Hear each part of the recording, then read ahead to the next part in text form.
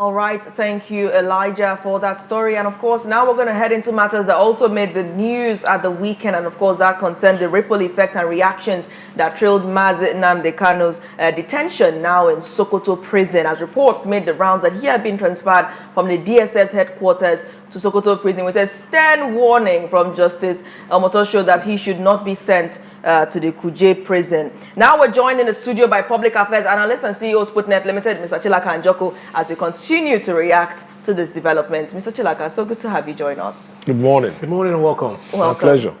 I mean, this weekend I've seen so much. Somehow Radio Biafra has become like everybody is taking excerpts from Mazi Nnamdi Kanu's statements years ago, taking excerpts of his videos and things he told his followers. You know, lots of things on social media have been surrounding and have basically centered on Mazi Nnamdi Kanu's situation at the moment, alongside the case of insecurity, with some saying that this is a distraction that we focus on, but somehow they all come together, right? I would like to gain your immediate reaction to the court's verdict in the first instance and his transfer to Sokoto prisons.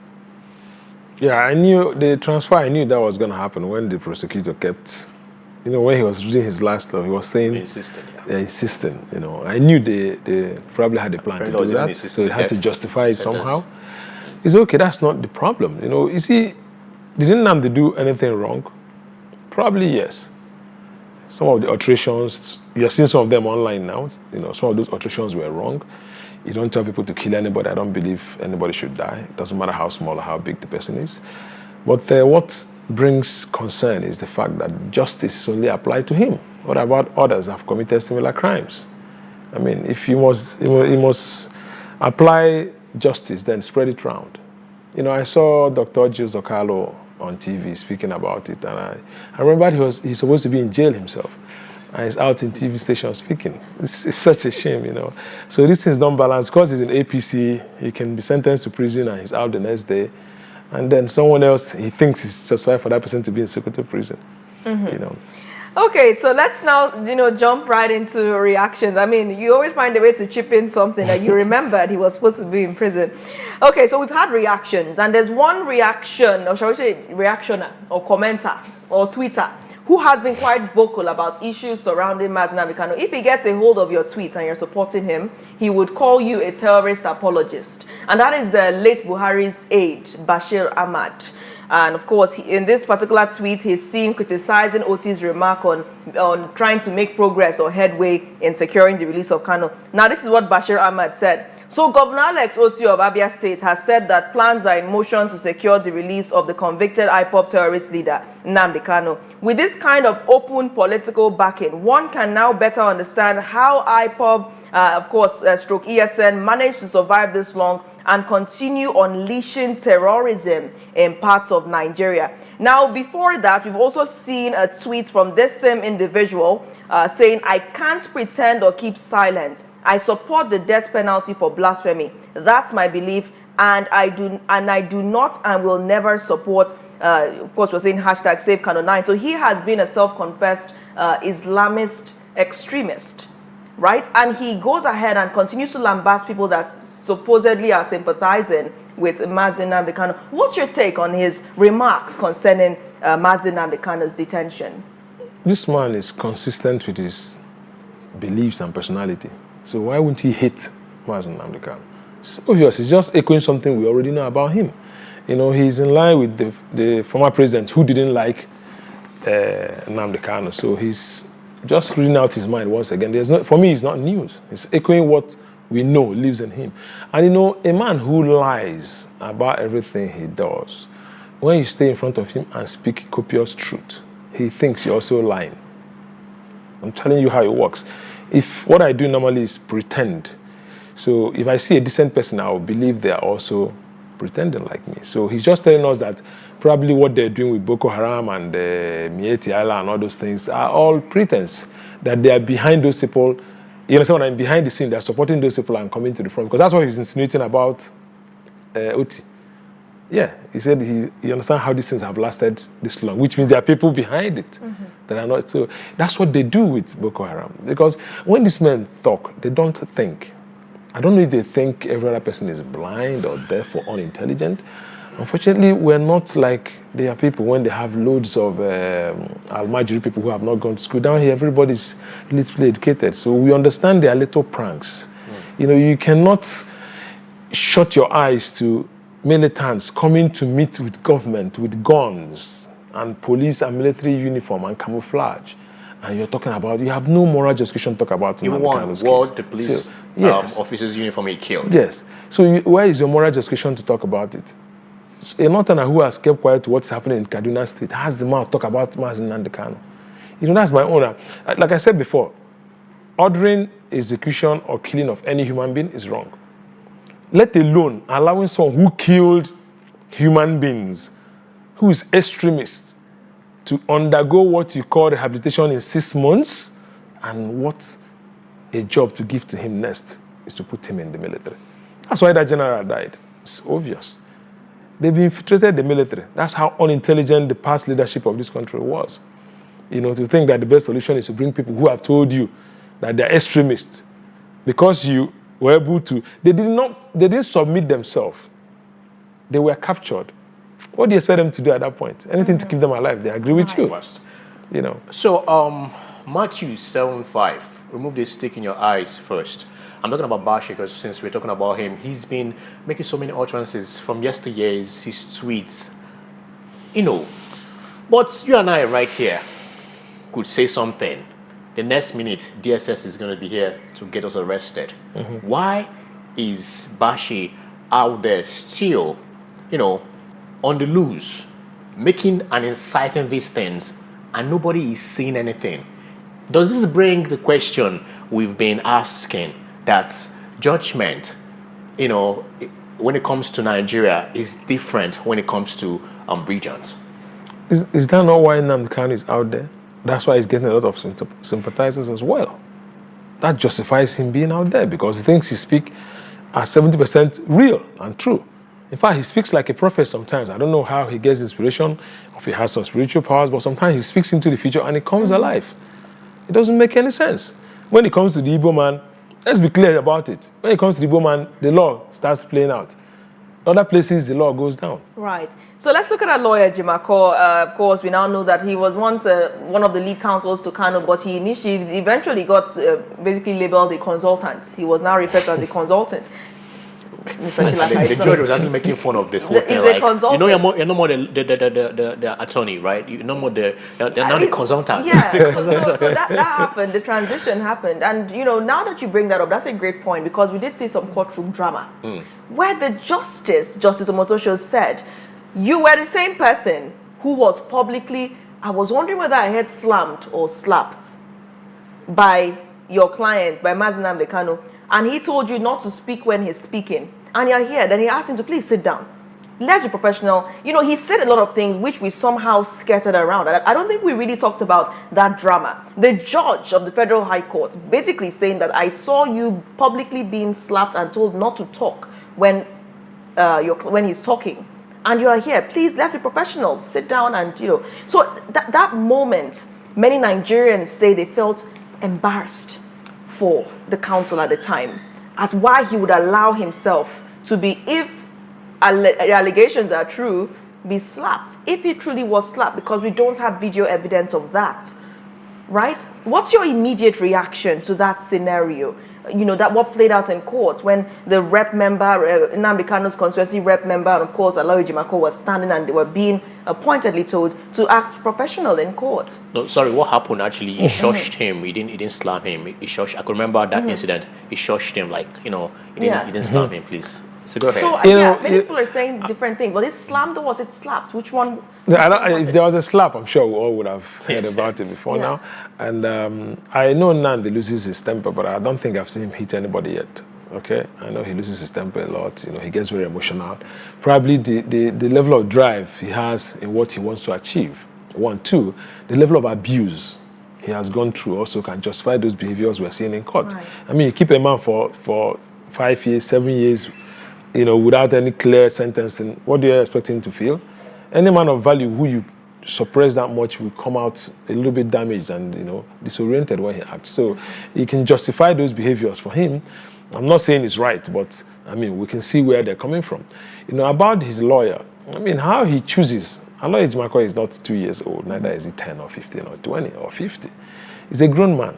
If he thinks the interaction between him and his client is not going well, he knows what to do. So I don't know how it becomes more of the judge's problem than the justice is supposed to administer. So I think he was also being disrespectful to Aloy Ejimakor himself.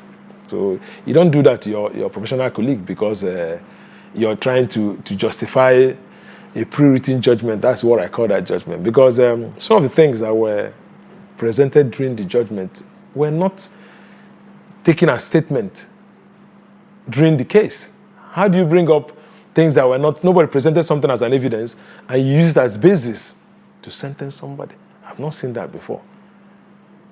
You know, I don't know if you recognize what I'm talking about. A lot of things that were read during the judgment that nobody presented or was ever accepted as evidence during the trial. But now they were basis for sentencing him. So they have a preconceived idea of what they wanted to do with him or to him or who he was. Why before Sokoto Prison? Aloy Ejimakor too is questioning why Sokoto prisons. I mean, that's the farthest flung location. I know fully well that this individual might want to appeal, you know, to give him chance and room to assess their they're trying to, prosecutor, you know, when he was saying it, I knew, the moment I was listening to what he was saying, I knew they had a plan. You know, he also tried to persuade the judge to the death sentence. I knew they were not going to sentence. They know how. I mean, first of all, this judgment came at a very wrong time. They were smart in any way. They should have taken to the delay that would have come with Nnamdi's behavior. They would have just adjourned. The country was already boiling with all the US and military and killings and the Islamists and fundamentalists that are killing people everywhere. It was the wrong time to sentence Nnamdi. But for some reason, they had written a script which they didn't check properly. They insisted in doing that at that time. So why they choose Sokoto, I don't know. Why they think Nnamdi being in Abuja is unsafe for him. That's what he was selling. I don't know how and why. Has anybody tried to kill Nnamdi in any of the prisons? No. Has Nnamdi tried to escape? No. So what justified that? The judge, why did he buy into that? Mm-hmm. You know? I think that was the idea of protective custody, that the judge was as protective custody. So are they saying the prisons in Kuje prison is not safe? Some people say they don't want the Kuje prison to be turned to a shrine. They've gotten a break, you know, one time. And so that's one of the things we were saying in the court, that yes, put him there might be of, you know, high security consign. But there's something I want to ask you. The prison that is within the capital territory is unsafe. It's the one that is sitting in Sokoto where, what do I call them? Banks and everybody are having a free day. Are the ones that are safe? I think the verdict is quite clear. They do not want Kanu having access to communicate as much as he was, even banning him from using digital devices, except the NSA, the National Security Advisor, is present. He can't drop a tweet or do anything except NSA is present. So let's shift away from there to another reaction now. The Mazi Nnamdi Kanu's wife, Uchechi Okwu-Kanu, has publicly condemned what she describes as the unprofessional handling of her husband's transfer to a prison in Sokoto. Now, in an ex-post, she said, and I quote, about 3 hours ago, her husband had arrived at Sokoto Correctional Facility, and she accused those closest to him, including some legal team members and visitors, of failing to inform her before broadcasting the news on social media. Right, so she found out on social media that her husband had been transferred to Sokoto prisons, and she's been quite vocal about this. She continues to ask the same question: where is the law that Nnamdi Kanu is being tried and detained by? She's obviously unhappy with the way all of this is going, and she should be. I mean, that's his wife. What's your take on her stand concerning what she has described as somewhat a secret transfer? That woman has gone through a lot. You know, sometimes when I think about her, imagine if I were Nnamdi Kanu, what would have become of my wife. She's still sane. She's very composed. I'm very proud of her because what she's been through emotionally, you know, with her husband being held and moved everywhere, knowing that these people that are not even sincere, people who are holding the man, could poison me at any time because I don't trust them myself. You know, when you speak from both sides of your mouth, you don't know what to believe. You know, when people pray, you know, plan what they want to do, and then they say they want to engage you, you can't trust that person. That's what I mean. So the engagements and their oratory is not sincere and straight. So I feel so bad about it. The lawyers should have informed her first the moment they have such information. This is not classified. This is not national security anymore. This is her husband. So I feel so bad about her, and then the kids who are not having their father around. I remember when the judge was passing the judgment, and he said something about when he was allowing the House of Rep guy to speak. He said, he's our brother. I just thought to myself, oh, really? He's your brother? You just woke up, you realize he's your brother. Yeah. I'll give it to him. He's been there. Like, he's always at the courtroom with Nnamdi. No, I mean the judge. Oh. And what you said that Nnamdi is our brother. Oh, he's our yeah, brother. that's what he said. You know, no. Some people are like, when the devil also preaches the Bible, because he quoted the Bible too. Yeah. So when the devil wants to do something really bad to you, first of all, start quoting the Bible. Even when they were quoting and telling Jesus Christ to turn and stone into bread. Yeah. So there's a question I need to ask you. Everyone went silent after the pronouncement, the life imprisonment of Mazi Nnamdi Kanu. Do you think that people down here feel defeated, or there's a real re-strategizing going on underwater?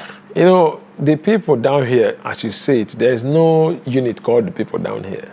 There's no umbrella body covering the people down here.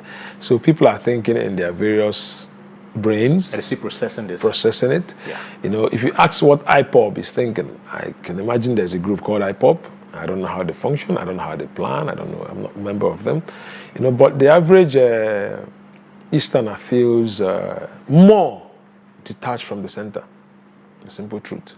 I mean, there's a saying. They say what is good for Mr. A is also good for Mr. B. So if you treat the woman the way you treat the other one, she'll be fine with it. So it's unfair that other people who are agitating for different things are allowed to work, and because once again, he's an Igbo man, he's going to jail.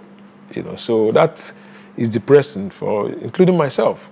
I know a lot of friends call me from outside the country and say they are finally tired of this country as a unit. So there's no country. And this further buttresses why the average Easterner would have voted for a secession. If any such vote went, this is the reason. So if you think you're trying to heal the nation, this is not how to heal it. That takes us straight to the root cause, which many people are asking should have been addressed, taking us straight to Peter Obi's reaction to Mazi Kanu's conviction. Now, he has also stated that he's saying that he's reiterating his long-held stance that Kanu should never have been arrested in the first place. He argued that the arrest, detention, and eventual conviction reflect a failure of leadership and a refusal to genuinely engage the issues Kanu raised. According to him, the government should have prioritized dialogue, empathy, and inclusive governance instead of coercion. He stressed that Kanu's grievances were not impossible to resolve and that in functional societies, such concerns are addressed through conversation and reforms, not punitive force. Now, he further warned that the government's approach has only deepened mistrust and worsened national tension at a time of severe hardship. He called for political solutions, reconciliation, and meaningful engagement as the only path to lasting peace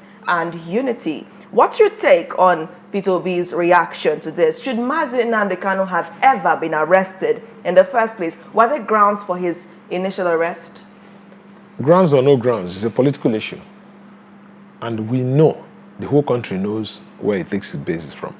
So why don't you want to solve a problem, go to the causative factor and start fixing it. I agree with what Peter Obi said. You know what is causing the problem. The same thing we're discussing, where people are in Lagos, the Igbos in Lagos, their buildings are being destroyed, and it's only Igbos that this happened to.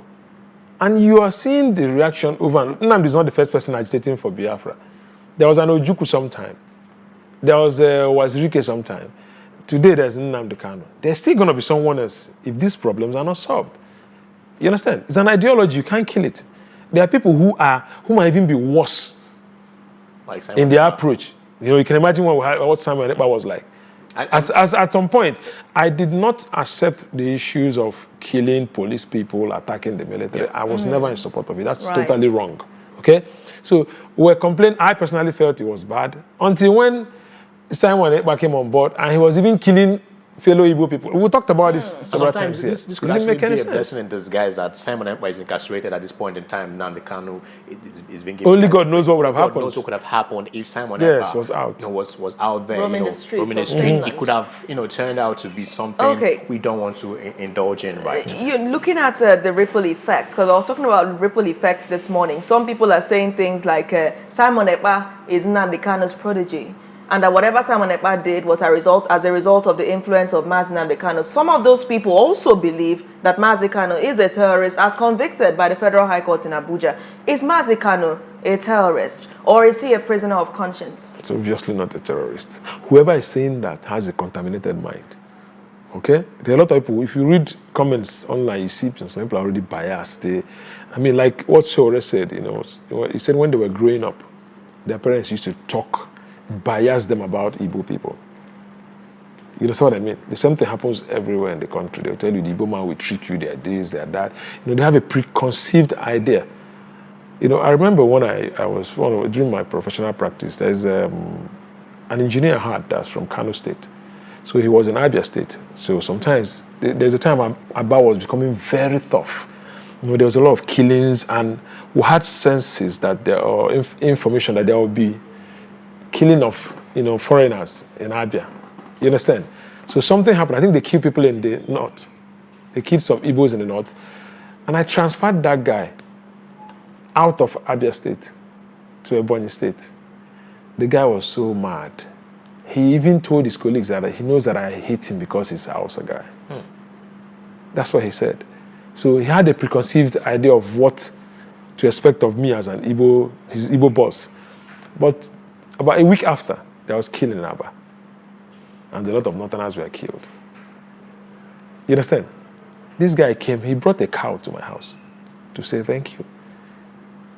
I sat him down and I spoke to him. I said, I knew where you were coming from. I knew what you were thinking. But if I had indulged you would have been dead by now. So it's good you are alive and confirming that I was trying to save you. So what point am I making? When you're standing by the truth, or you're sincere with what you're doing, you don't need to look at the other man's reaction. Right. Time will bear witness to the truth at all times. Argument is that he is innocent. Some videos too have been making the rounds about his final remarks before all of this happened. Now he does not believe he's guilty. Mazi Nnamdi Kanu believes he's innocent, but you started your address with that he may have. Do you think he's innocent of the crimes he's being accused of? Yeah, what he was accused of is treason, isn't it? Terrorism-related charges. Now, like I said before, anything you choose to do it properly. If you read the judgment, they were saying he ordered for people to be killed and all that. Did anybody bring those or any documents to substantiate those claims during the trial? Was it taken in as evidence? The answer is no. Why is there a basis to sentence him? Why? So that means he has not been tried fairly.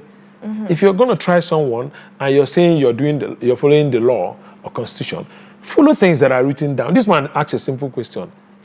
Under which law am I being... It doesn't take anything. It's only ego that will make you not answer him. You're a judge. Even if the man is going crazy, okay, because of his incarceration, you're supposed to be more calm than him. You say, okay, you know what, Mr. Nnamdi, this is the law under which we are trying you. Do you understand what I mean? It was a simple answer. Okay. Why couldn't they answer it? So let's look at this quick reaction, before we wrap up. This one is taken from Bianca Ojukwu. Ambassador Bianca Ojukwu is calling for calm and restraint now in her own statement concerning this, as shared on her verified social media pages.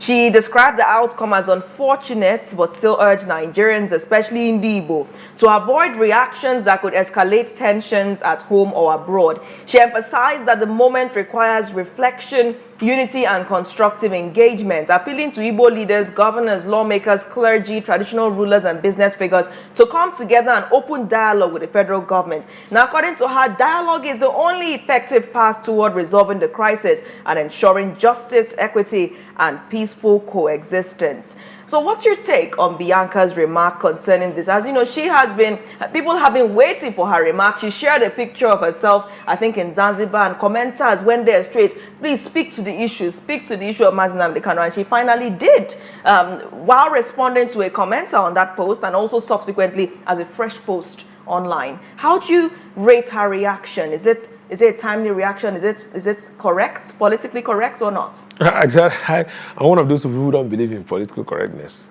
But speaking to what she said, I personally also think His Excellency President Ahmed, Bola Tinubu is going to do something.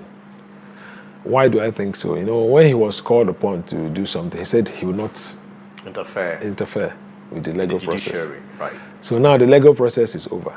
It is time to do something in the pursuit of healing and national unity and security. If he actually is a leader, it is time to show leadership. Okay, but since you're coming towards that line, right? Every Tom, Dick, and Harry jumped on this as a trend, right? We even saw Pascal, chief priest, we went berserk on his IG, calling out the president, right, and telling him that, hey, you're not going to get up to like 10,000 votes in the southeast because of this incarceration, the life imprisonment of Mazi Nnamdi Kanu. After that, there are so many reactions online.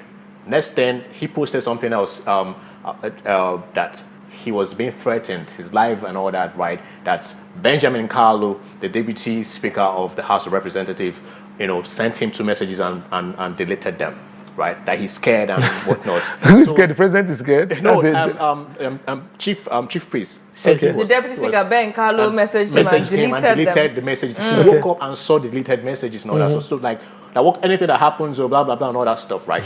Well, so he posted another one, right? Stating that they now had a conversation for over 40 plus minutes. Benjamin Kalu and I think another name I saw there was a name titled Mandela, right? That's okay that he had a conversation with the deputy speaker of House of Representatives, that he has addressed the issue, that now that he told him that yes, that there is conversations definitely going on for political solutions and and all that stuff, right? Then, and stated also that, hey, President Bola Ahmed Tinubu, your 10,000 plus votes are intact for you in the southeast. Once you're going to go ahead with the conversation and bring a political solution regarding it. Do you think?